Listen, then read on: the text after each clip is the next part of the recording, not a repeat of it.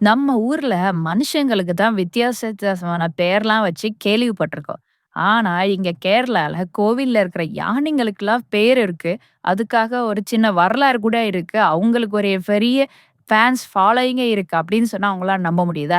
அத தான் இந்த வீடியோல பார்க்க போறோம். என்னன்னு பாருங்க. இன்னைக்கு நாம கேரளால இருக்கிற ரொம்ப ரொம்ப ஃபேமஸா இருக்கிற டாப் 5 எலிஃபண்ட்ஸ் யாரெல்லாம்? அவங்களோட நேம் டீட்டெயில்ஸ் இதெல்லாம் பார்க்க போறோம்.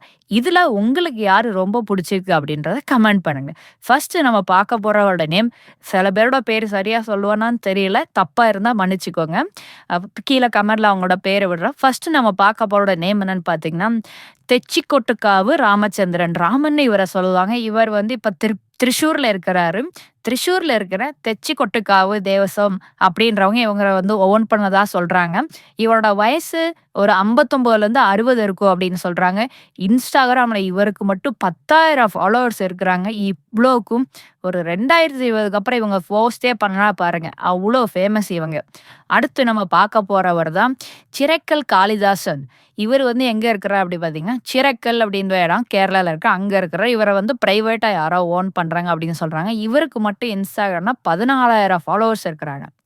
அடுத்து நம்ம பார்க்க போறவர் தான் திரிக்கடவூர் சிவராஜு அப்படின்னு சொல்றாங்க. இவருக்கு வந்து வயசு வந்து ஒரு 52லேருந்து 53 இருக்கும் அப்படின்னு சொல்றாங்க. இவர் இருக்கிறது கொல்லம். அங்க இருக்கிற திரிக்கடவூர் கோயில்ல தான் இவர் இருக்கிறாருன்னு சொல்றாங்க. அடுத்து நம்ம பார்க்க போறவர் தான் குருவாயூர் கேசவர். ஆனா, இப்ப இவர் உயிரோட இல்ல. கேரளால இருக்கிற ரொம்ப ரொம்ப ஃபேமஸான குருவாயூர் கோயில்ல தான் இவர் இருந்ததா சொல்றாங்க. இவருக்கு கஜராஜன் அதாவது யானைகளோட அரசன் அப்படின்னு இன்னொரு பேர் கூட இருக்கு. அடுத்து நம்ம பார்க்க போறது தான் பாம்பாடி ராஜன்.